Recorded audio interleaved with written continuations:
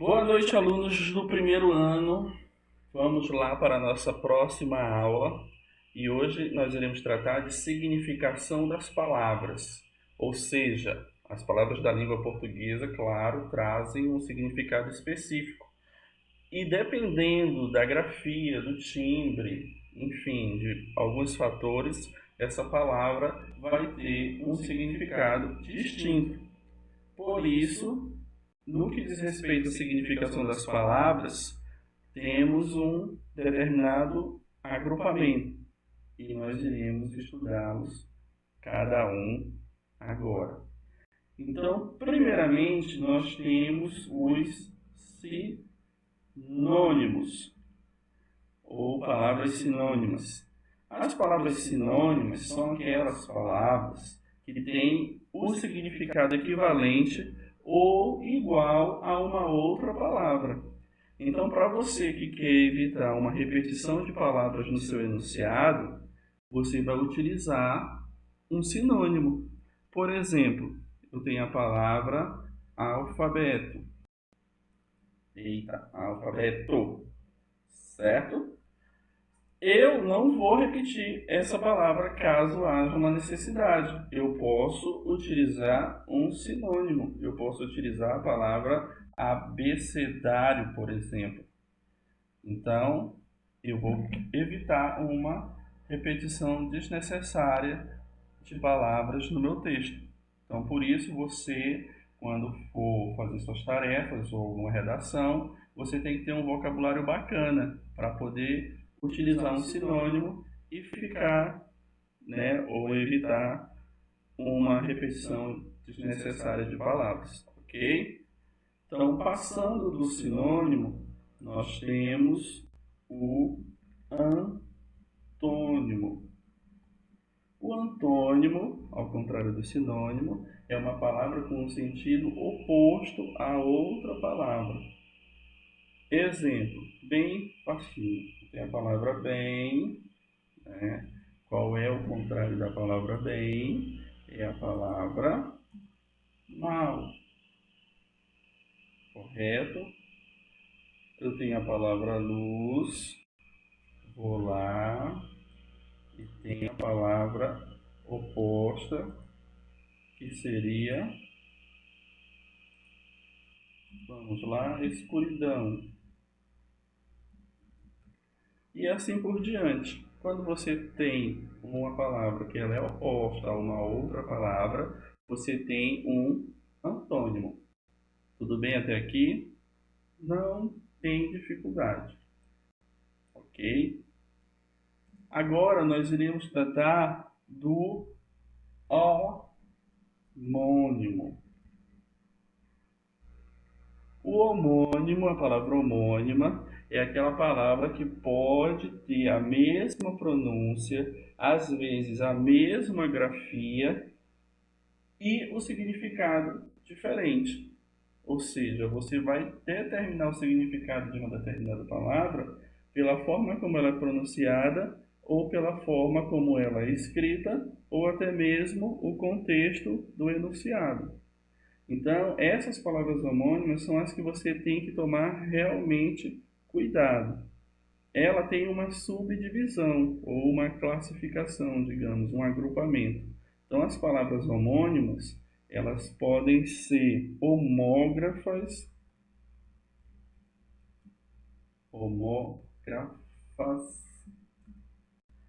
heterofônicas, eita, nome grande, né? Então, homógrafas heterofônicas. Que tipo de palavra homônima é essa? Homógrafo quer dizer que ela tem a grafia igual. São palavras com grafias iguais. Heterofônica é o som diferente. Então, palavras que têm a mesma grafia, mas o som, a pronúncia, o timbre diferente, elas são homógrafas heterofônicas. Exemplo, eu tenho esta palavra que não irei ler ainda. Ok? Então, vamos só tirar aqui, deixar minúsculo. Então eu tenho essa palavra. Ela sozinha, assim, sem ler nem nada, geralmente o aluno vai dizer o quê? Que se trata de uma colher. Colher, no caso aqui, um substantivo. Beleza? Mas digamos que eu tenho aqui ela novamente, mas na hora da leitura eu vou dizer o quê? Colher. Tem o mesmo significado da palavra de cima? Não, porque colher nós sabemos que é um verbo. Mas você vai verificar o que? Ó? Eu tenho a grafia idêntica. Então ela é homógrafa. Mas a pronúncia é diferente. Quando se trata do substantivo, é colher. Quando se trata do verbo, eu irei falar colher. Por isso que ela é heterofônica. Então, palavras com a mesma grafia, mas o som na pronúncia é diferente, ela é homônima, mas ela é homográfica e heterofônica. Beleza? Vamos para a próxima. Não percamos tempo. É que o vídeo não tem que ser não muito longo, senão fica chato. Então nós temos os homófonos heterográficos.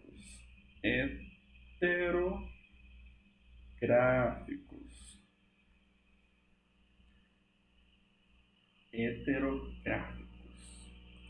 É um negócio aqui. Isso. Enfim. Sem problema.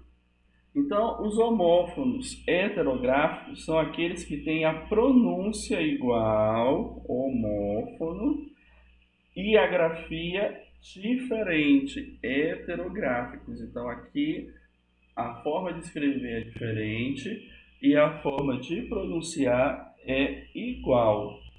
Então, eu tenho, digamos, a palavra acender e tenho a palavra acender. Só tirando aqui para deixar minúsculo. Vamos arrumar direitinho. Então a palavra acender, você verifica aí que a diferença para a outra é a presença desse S.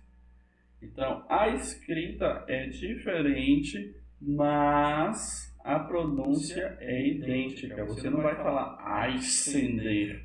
Isso não existe. É acender, acender. Quando não tem esse S, esta primeira palavra tem o significado de por fogo. Beleza? Ou apear fogo. A segunda palavra, que já vai ter esse Szinho aí entre o A e o C, já tem um significado totalmente diferente. Quer dizer, subir. Então, notem novamente que as palavras têm a escrita igual, mas na hora de escrever é diferente, e é essa escrita diferente que vai determinar o significado da palavra. Então, por que você tem que ter cuidado? Porque lá na hora de uma redação, de uma resposta, no enunciado que você vai escrever, você está com um significado X na cabeça. Mas na hora de escrever, você pode colocar outra palavra. Por causa de uma letrinha, o significado não vai bater. Entendeu? Então, por isso que tem que ter muito cuidado com as palavras homônimas. Vamos para a próxima. Nós temos as homófonas homográficas. Então, as homófonas homográficas, elas são iguais tanto na escrita como na pronúncia. São aqueles homônimos perfeitos que nós dizemos por aí. Então, como é que vai ser determinada a significação dessa palavra? Vai ser o contexto. Ou seja, a palavra vai ser inserida numa frase e a partir daí você vai determinar o significado dela. Vamos colocar o exemplo da caminha. A palavra caminha, ela pode ser tanto um substantivo, como também ela pode ser um verbo. Como assim? Se eu digo, eu tenho uma caminha. Ponto. Caminha vai ser o quê? Uma cama pequena. Cama, caminha. Se eu digo, ele caminha depressa, o contexto agora é outro. Não se trata de um nome de um objeto, e sim de uma ação que está sendo executada. Então as palavras são idênticas, tanto na pronúncia como na escrita, mas vai ser o contexto, ou seja, onde elas são inseridas no enunciado, que vai determinar o significado. Beleza? Então, outras palavras. Eu tenho a palavra cedo, que pode ser um advérbio de tempo, e pode ser um verbo, que seria o verbo ceder. E por aí muitos outros exemplos de homófonos homográficos, que são palavras, como eu já falei, que têm a mesma pronúncia e a mesma grafia. Vamos para a próxima. Então, saindo aqui dos homônimos, nós temos outra classificação aqui, que são os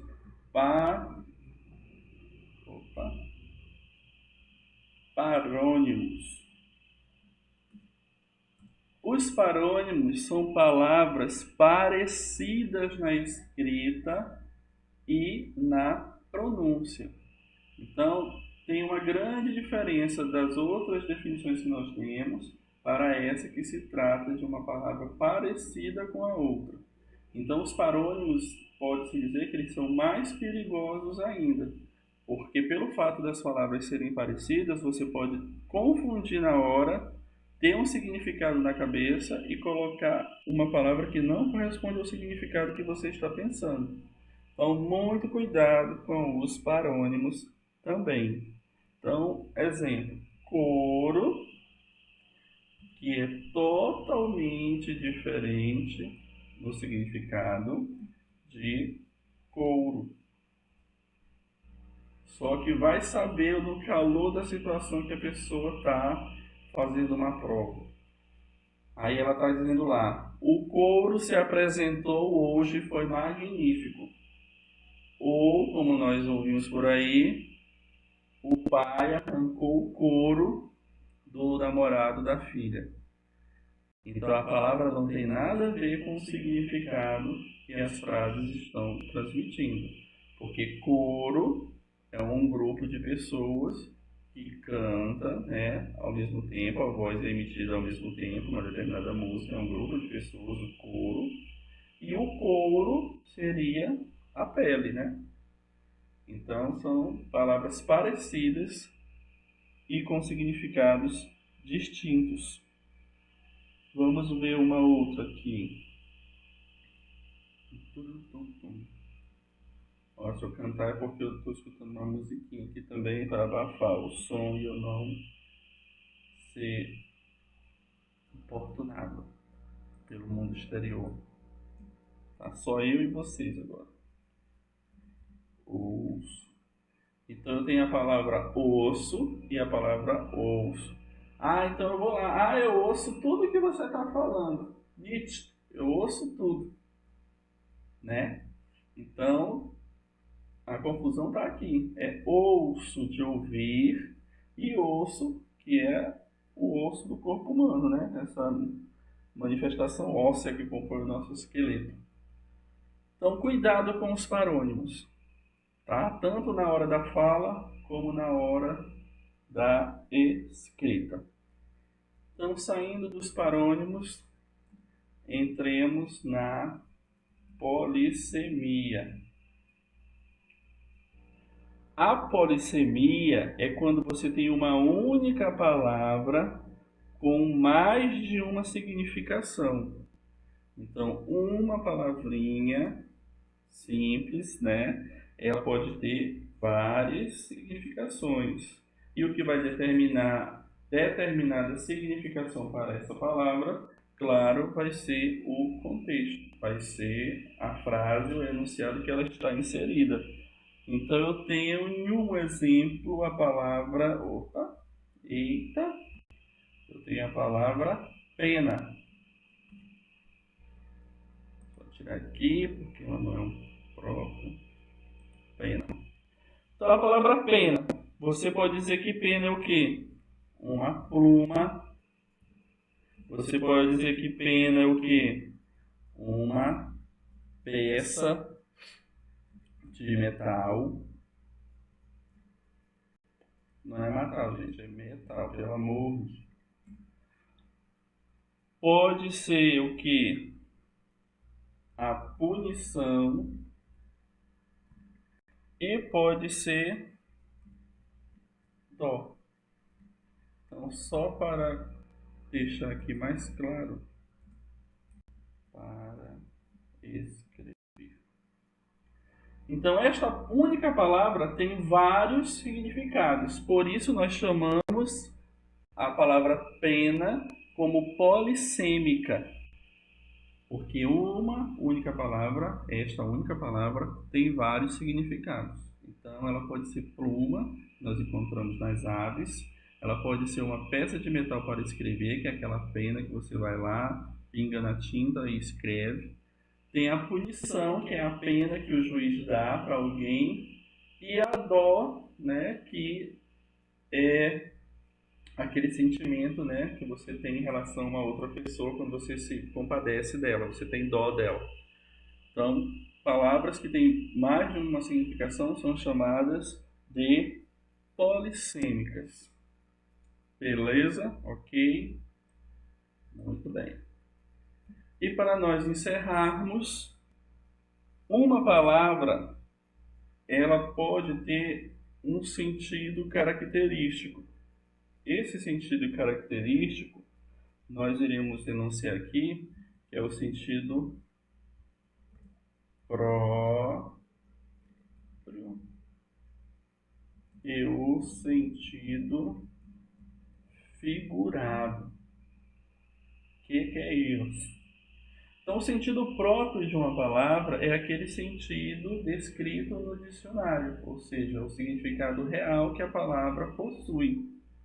O sentido figurado já é um significado à parte que você agrega essa palavra com uma intenção específica, ou seja, você quer passar uma determinada mensagem e você se apropria da palavra, mas muda o significado. Quando você faz isso, você está usando o sentido figurado dela. Por exemplo, vamos por aqui, construir um muro de pedra.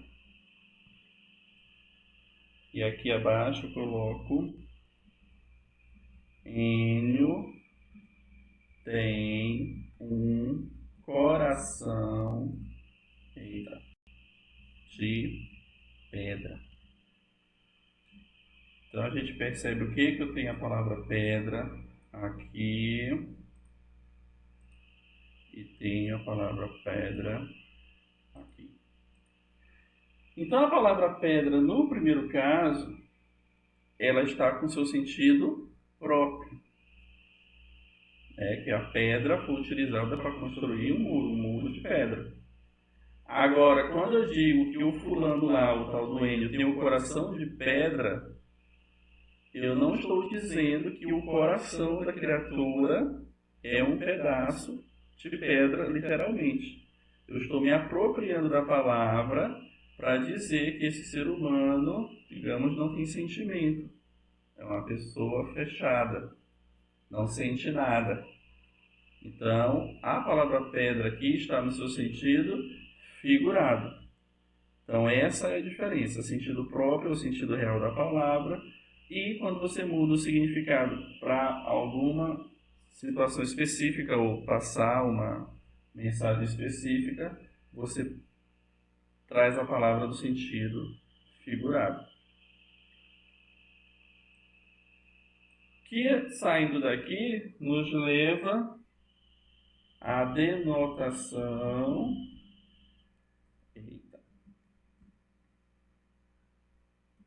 e à conotação, que são significações também para as palavras da língua portuguesa. Então, se você está no sentido conotado ou sentido denotado, é só você se valer dos conceitos anteriores, no caso do sentido próprio e do sentido figurado. Beleza? Então, vamos aqui um exemplo. Comprei uma correntinha de ouro.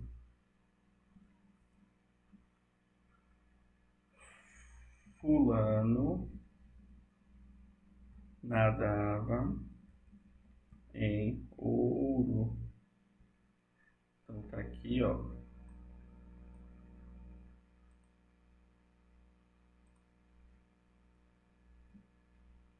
Ouro.